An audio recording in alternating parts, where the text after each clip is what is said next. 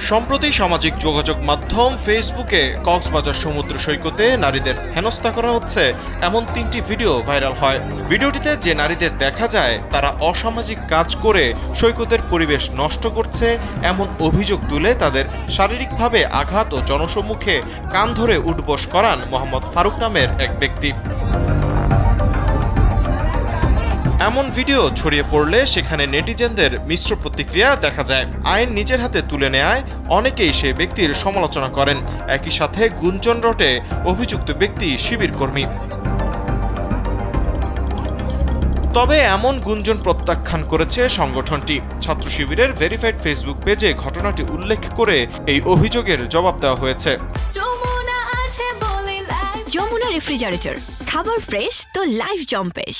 ছাত্র শিবিরের নামে মিথ্যা অপপ্রচারের বিরুদ্ধে সতর্কতা শিরোনামে স্ট্যাটাসটিতে বলা হয়, সম্প্রতি কক্সবাজার সমুদ্র সৈকতের বিভিন্ন স্থানে কিছু যুবককে নারীদের গায়ে হাত তোলা সহ অসম্মানজনক আচরণ করতে দেখা গেছে এবং তা সামাজিক যোগাযোগ মাধ্যমে ব্যাপকভাবে ছড়িয়ে পড়েছে। এ ন্যাক্কারজনক কাজে ফারুকুল ইসলাম নামের এক যুবককে বিশেষভাবে সক্রিয় দেখা গেছে এবং তাকে নিয়ে সামাজিক যোগাযোগ মাধ্যমে ব্যাপক সমালোচনার ঝড় উঠেছে। যদিও ফারুকুল ইসলাম সরাসরি নিজেকে ছাত্র শিবির বলে পরিচয় না দিলেও তার ফেসবুক ওয়ালে কিছু পোস্ট শেয়ারের কারণে জনমনে বিভ্রান্তি সৃষ্টি হয়েছে যে সে ছাত্র শিবিরের সাথে জড়িত। এই বিভ্রান্তির ফলে ছাত্র শিবিরের ভাবমূর্তি ক্ষুণ্ণ হচ্ছে।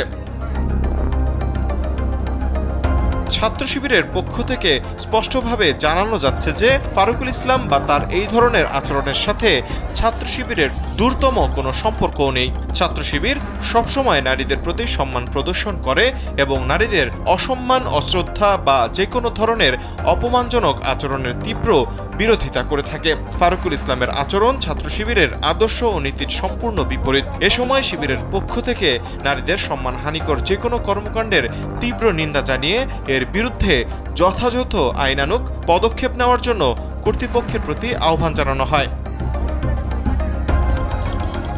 স্ট্যাটাসের শেষে বলা হয়, নারী বা পুরুষ যে কেউ অপরাধ করলে আইনগত সহায়তা বা ব্যবস্থা নেওয়া যেতে পারে, তবে আইন নিজের হাতে তুলে নেওয়া বা কারো বিরুদ্ধে সহিংসতা গ্রহণযোগ্য নয়। সকলের উচিত সর্বদা আইন ও ন্যায় বিচারের পথে চলা।